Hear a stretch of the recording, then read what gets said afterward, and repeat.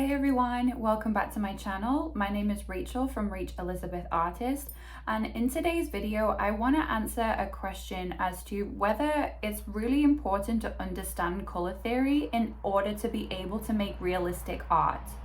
A little controversial, I know, but in my experience, yes and no. So I've been a professional artist for coming up to 7 years now. When I first started, I had no clue what the word hue meant, or value, or saturation, or shade, or tint, or any of those words. I'd heard them, but I didn't really know what they meant. Yet I was still able to create realistic art and progress my skills.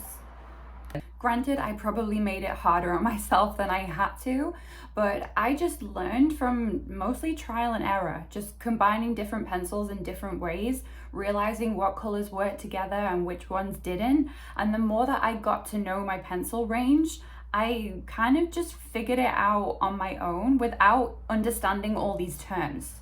So this is kind of where that question comes from, is do you really need to understand all the theory to be able to create realistic art? So my answer here, to make things a lot easier for you, is going to be yes. If you understand how color theory works, it's going to make it so much easier for you to be able to color pick for your work and to see what colors are in the piece that you're drawing, how to combine them together, and how to really create that depth by altering your values and your hues and all of these different things. Now, if that's something that you want to learn more about, an ebook coming out, and I have videos on my course available to go in depth into that and teach you all about color theory. The topics I cover on my course involve things like how to utilize your color palette and combine your colors together based on color theory and the color wheel.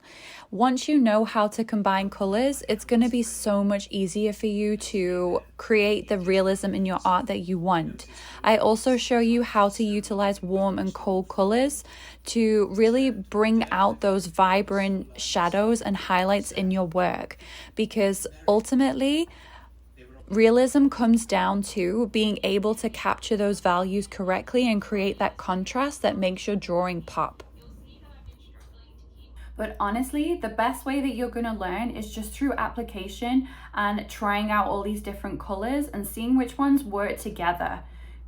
That's pretty much how I learned, but I wanted to create some resources around it so that it doesn't take 6 years for you to understand it like it did for me.